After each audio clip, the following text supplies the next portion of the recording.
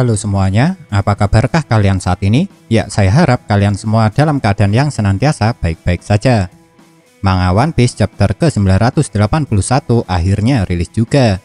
Dan karena itu, pada kesempatan kali ini saya akan membuat pembahasannya. Dan sedikit pemberitahuan saja kalau pembahasan saya kali ini akan sedikit berbeda dari pembahasan saya yang biasanya. Jadi saya harap teman-teman semua tidak kecewa dengan mode pembahasan saya kali ini. Dan mungkin untuk kedepannya semua pembahasan saya akan berubah dan terus memakai mode seperti video kali ini. Jika kalian sudah membaca manga One Piece chapter yang lalu, tentunya kalian masih ingat kalau Kid pada chapter yang lalu telah menyerang Appo, bukan? Padahal seperti yang kalian tahu kalau pada awalnya Kid tidak mau membuat keributan karena dia tidak ingin penyamarannya sampai terbongkar.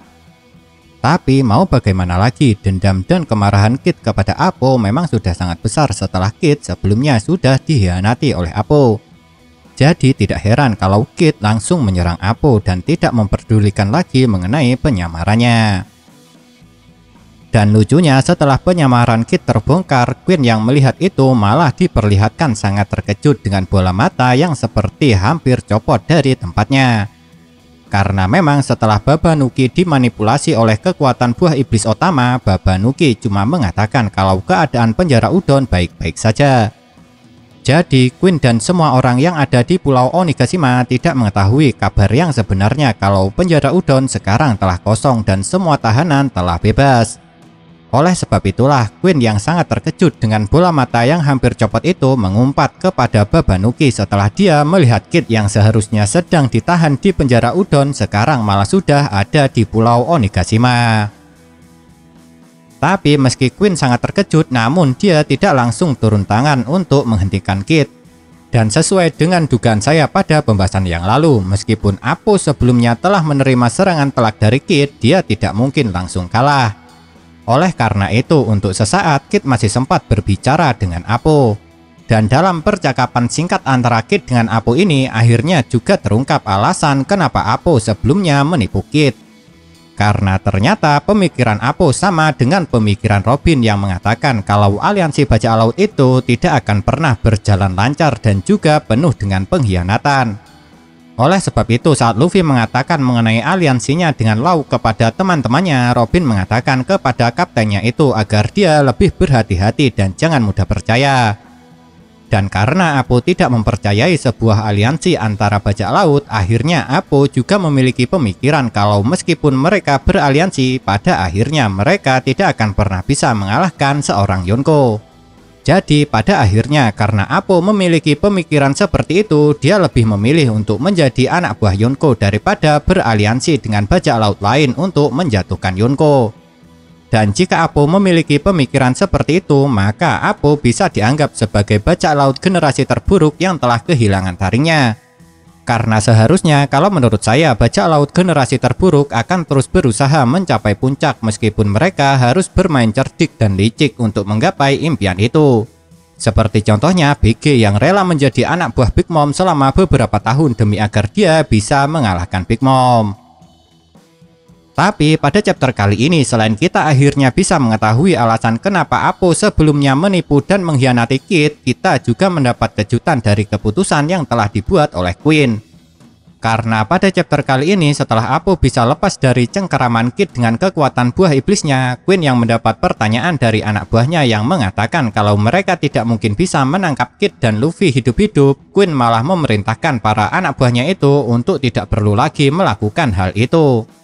Karena Queen langsung memerintahkan para anak buahnya untuk membunuh Kid dan Luffy. Tentu saja perintah dari Queen ini sangat mengejutkan. Karena seperti yang kalian tahu kalau perintah untuk menangkap Luffy dan Kid hidup-hidup itu adalah perintah Kaido. Jadi bisa dikatakan kalau perintah dari Queen kali ini telah melanggar keinginan Kaido yang merupakan kaptennya sendiri. Oleh sebab itu, setelah Queen memberi perintah untuk membunuh Kid dan Luffy, para anak buah Kaido yang bergembira langsung berusaha menyerang Luffy dan Kid. Karena mereka berpikir jika mereka bisa mengalahkan Kid atau Luffy, mereka bisa naik jabatan. Bahkan salah satu Numbers yang bernama Hacha juga ikut menyerang Kid dengan tanpa memikirkan kawannya yang tengah berada di sekitar Kid yang mungkin bisa terkena oleh serangannya. Karena Hacha dengan ukuran tubuhnya yang sangat besar yang dikatakan oleh Kid sebagai seorang raksasa langsung menyerang Kid dengan membabi buta. Sekarang karena penyamaran Kid juga telah terbongkar, maka peran Luffy dan Kid sebagai umpan dan pengalih perhatian telah selesai mereka tunaikan. Dan menariknya, saat Kid tengah diincar oleh para anak buah Kaido, Luffy yang sejak awal memang berencana untuk mencari Kid langsung menyelamatkan Kid dengan menghentikan anak panah yang ditembakkan oleh salah satu anak buah Kaido ke arah Kid.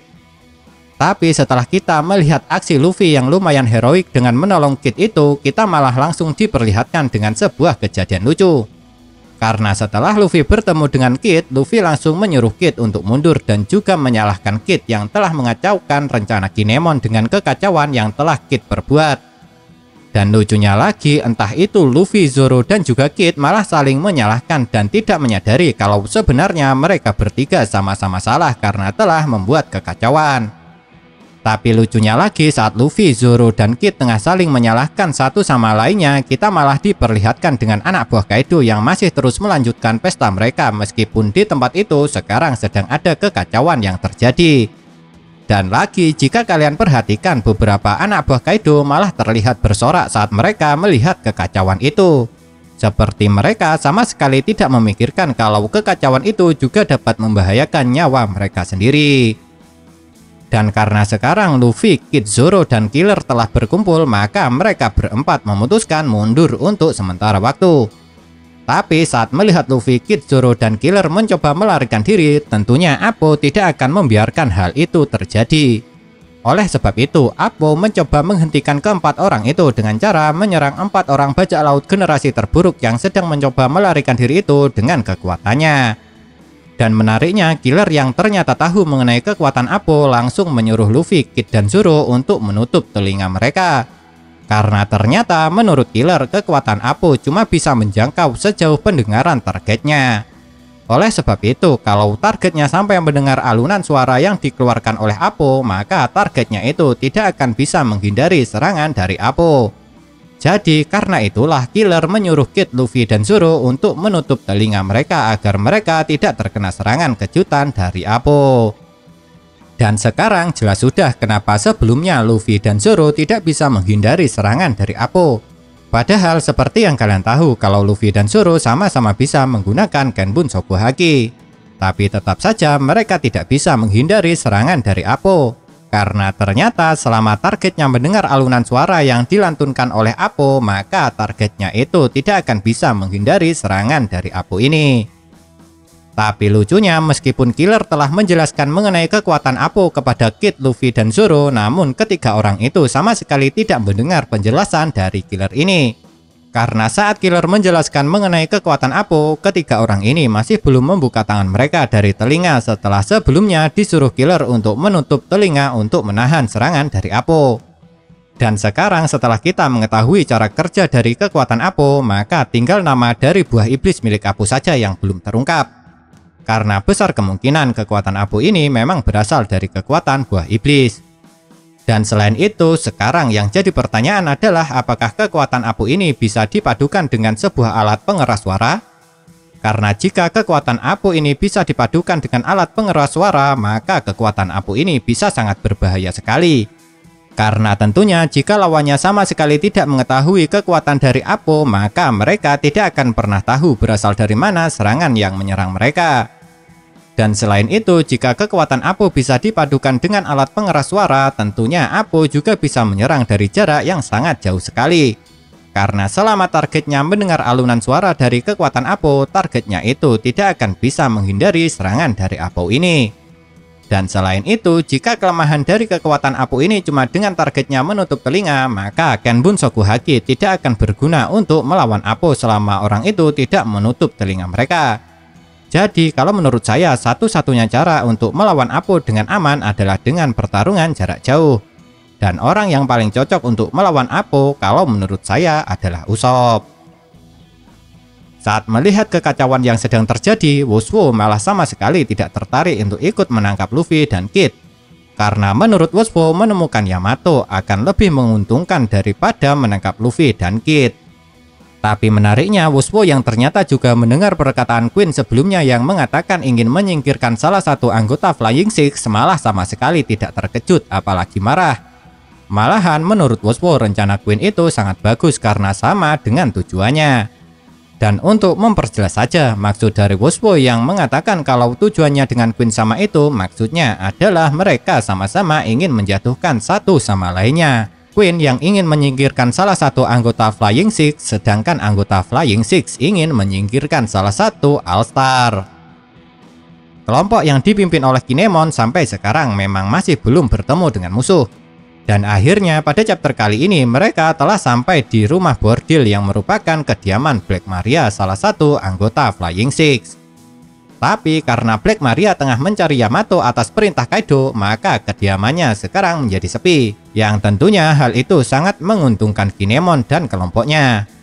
Dan saat mereka sampai di kediaman Black Maria ini, Nami menawarkan diri untuk mencari Momonosuke setelah dia mendengar perkataan Shinobu yang mengatakan kalau mereka harus membentuk tim untuk mencari Momonosuke. Tapi mengejutkannya setelah kelompok ini terbagi, tiba-tiba mereka malah bertemu dengan satu orang yang sangat berbahaya. Dan orang itu adalah Big Mom. Karena ternyata selama ini Big Mom memang tengah berada di rumah Black Maria untuk mengganti pakaian. Dan lucunya saat Big Mom muncul karena semua orang langsung menceburkan diri ke danau untuk menyembunyikan diri, Chopper yang masih tertinggal di atas tank buatan Franky malah langsung bertatap muka dengan Big Mom. Yang tentu saja setelah bertatap muka dengan Big Mom, Chopper langsung sangat terkejut bercampur takut yang akhirnya membuat wajah Chopper terlihat sangat lucu. Dan hal seperti ini sebelumnya juga sudah pernah dialami oleh Chopper. Yaitu ketika pertama kalinya Chopper bertemu dengan Big Mom setelah Big Mom jatuh dari kapal karena ulah King dan membuat Big Mom kehilangan ingatan untuk sementara. Sebenarnya jika Chopper tidak panik, kemungkinan besar Big Mom tidak akan tahu kalau Chopper itu sebenarnya adalah musuhnya. Karena memang Big Mom belum pernah bertemu dengan Chopper secara langsung selain ketika Big Mom kehilangan ingatannya itu. Dan selain itu, Chopper sekarang juga tengah menggunakan pakaian yang sama dengan para anak buah Kaido. Jadi bisa saja Big Mom malah menyangka kalau Chopper adalah salah satu anak buah Kaido. Tapi beda cerita jika Big Mom masih mengingat Chopper ketika saat dia sebelumnya kehilangan ingatan.